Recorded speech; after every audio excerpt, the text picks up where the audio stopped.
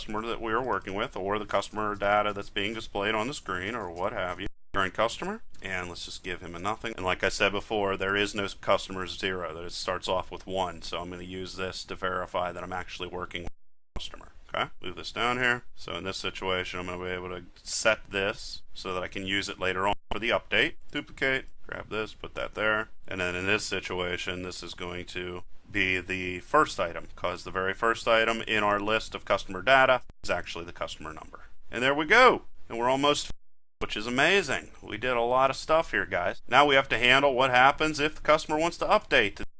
And this is the last one. All we're pretty much going to have to do to make the update button work is copy a lot of what's in the submit part of the blocks in App Inventor. Let's just drag this up here just to make this a lot easier. To do is verify that we do not have current customer set for 0. So that means we're going to have to get ourselves an if block. Drag it over here, drop it right.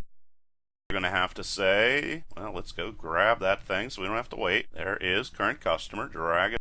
Okay, so we got current customer up here, and we just want to check that it's not equal to 0. So go to the math section, grab one, drop it right there. Current customer, we want to get its current value, and we want to say if it's equal to 0, then we are going to be able to work with this. So drop it right there, and then it's time to do a lot of copying. We're going to take the temp URL, all of this stuff. We're just going to have to change a couple different things over here.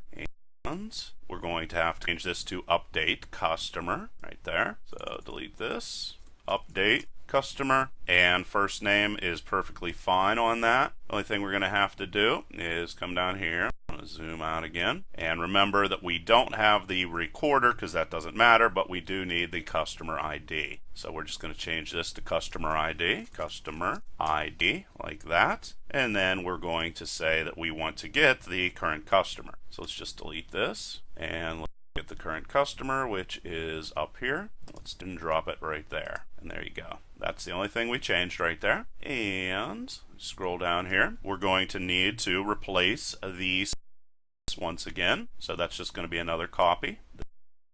And actually copy a lot of stuff. So let's just duplicate this, drop it right there. And then we're also going to set the URL. So let's duplicate this, drag that over there. We're also going to tell it to go get it, the information. We are. So all that stuff is a copy. Once again, what we're going to do here is we're going to, if there's a situation where the current customer is 0, we're going to notify the person that that was true. Whoa, that took off down here. There it is. So let's get an else block and drag it and drop it right. Okay. And then we're going to have to come over here to the notifier, and let's say that we want to do a show message dialog to tell them that we have bad customer data for some reason. And I'm just going to keep this very simple. I'm just going to say bad customer data and put that as my message, and we could put something else, error, and then OK. And there we are.